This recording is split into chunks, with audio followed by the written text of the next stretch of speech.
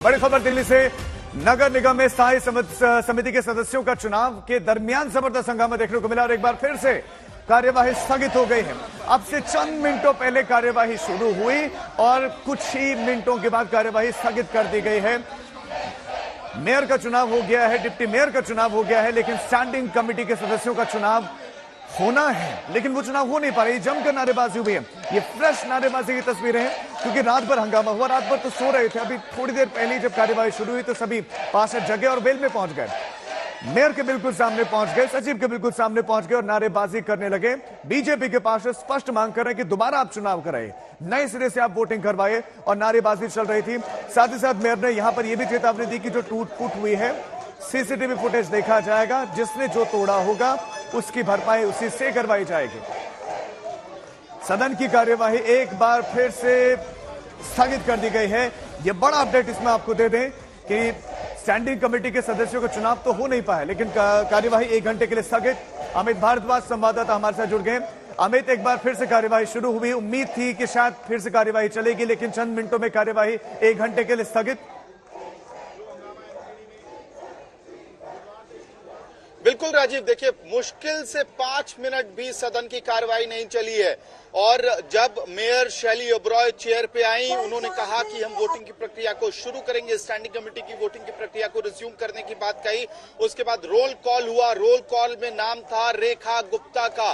BJP की mayor candidate रही रेखा गुप्ता, जो कल चुनाव हार चुकी हैं।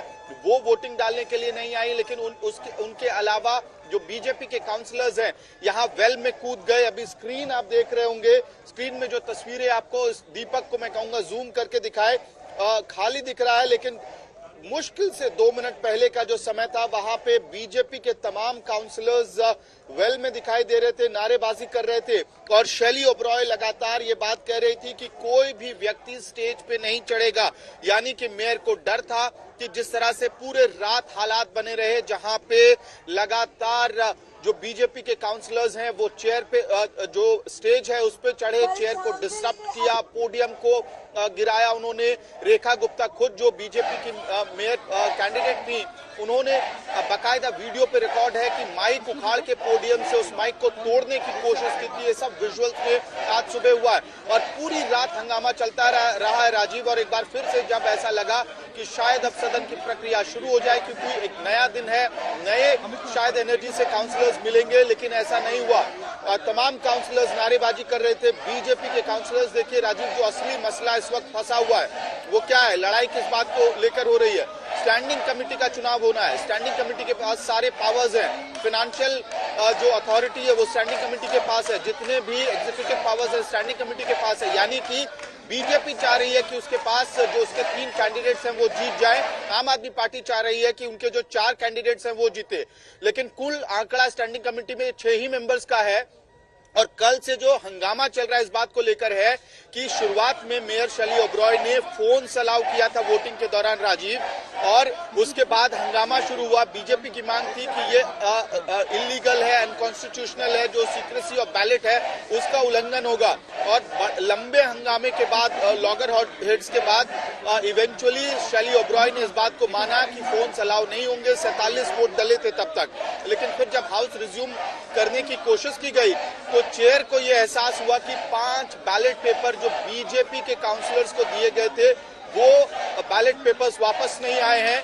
तो चेयर से लगातार यही बात कही जा रही थी कि आप बैलेट पेपर वापस करें, और बीजेपी ये मांग कर रही है कि जो 47 वोट डाले गए थे उन वोट्स को खारिज किया जाए और वोटिंग की प्रक्रिया को शुरू से शुरू किया जाए, यानी कि बिल्कुल स्क्रैच से शुरू किया जाए। स्टैंडिंग कमेटी के लिए 0 काउंट से वोटिंग की शुरुआत की जाए, ये बीजेपी की मांग है।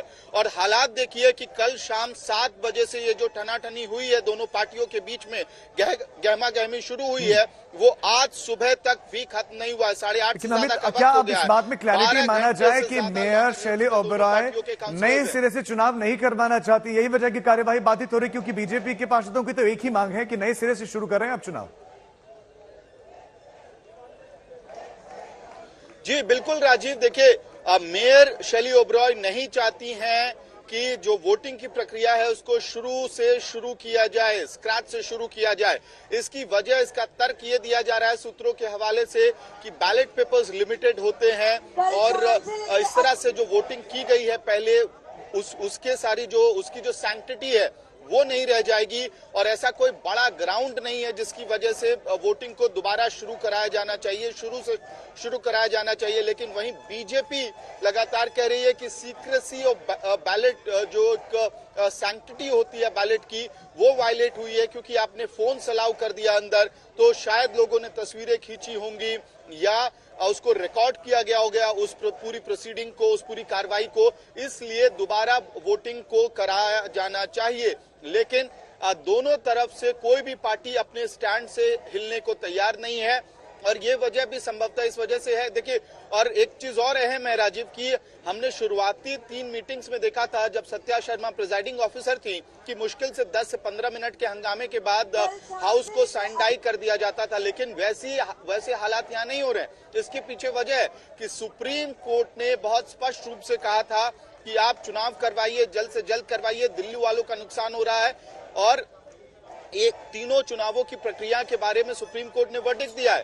तो आम आदमी पार्टी किसी भी लिहाज से जो लीगल क्लॉज है वहां पे अपने आप को रॉन्ग फुटिंग पे नहीं दिखाना चाहती और यही वजह है कि वो कोशिश कर रही है कि अब जब हाउस की सिटिंग बैठी है तो तमाम वो कोशिशें कर ली जाए जो संभव है चुनाव कराने के लिए। मेयर, डिप्टी मेयर का चुनाव हो गया, स्टैंडिंग कमेटी के चुनाव में पूरा मामला फंस रहा है। और राजीव, असल में मामला ये है कि 6 मेंबर्स चुने जाने हैं और अगर 3-3 का आंकड़ा हो जाता है तो बीजेपी भले ही सत्ता से बाहर रहे, लेकिन स्टैंडिंग कमेटी में वो इतनी स्ट्रांग होगी कि कोई भी डिसीजन को एक तरफा रूप से पास नहीं करा पाएगी आम आदमी पार्टी। यानी कि आपको लगातार कंसेंसस बना के चलना पड़ेगा। बीजेपी के कंसेंट के बिना कोई भी बड़ा डिसीजन एमसीडी में नहीं लिया जा सकेगा। और क्योंकि अभी जो कॉम्बिनेशन होगा फिर नीचे के लेवल से और मेंबर्स चुन के आएंगे स्टैंडिंग कमेटी में, तो वो वहां पे भी बहुत ज्यादा एक तरफा आम आदमी पार्टी के पास नंबर्स नहीं है। और यही वजह कि आम आदमी लड़ाई आप बता रहे हैं कि पावर की है, लेकिन अमित एक बात बताएं कि पहले जब मोबाइल फोन की इजाजत मेयर देती है और बाद में उस निर्णय को वापस लेती है कि मोबाइल फोन नहीं ले जाया जाना चाहिए, नहीं ले जाना है, तो क्या गलती, क्या भूल मेयर से हुई है?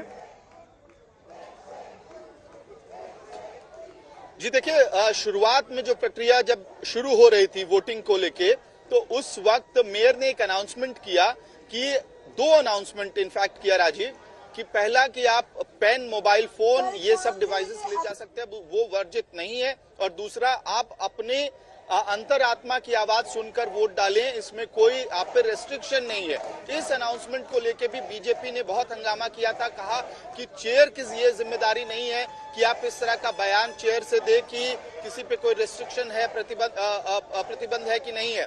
लेकिन फिर उसके बाद मोबाइल फोन को लेकर लगातार हंगामा हुआ और हमने देखा है कि जब भी हम वोट डालने जाते हैं, खुद भी आप और हम वोट डालने जाते हैं, तो मोबाइल फोन्स अलाउड नहीं होते हैं, रिकॉर्डिंग अलाउड नहीं होता है, फोटो खींचना अलाउड नहीं होता है, क्योंकि सीक्रेसी और बैलेट जो है वो उसकी सैंक्टिटी मेंटेन रहे उसका ध्यान रखा जाता है।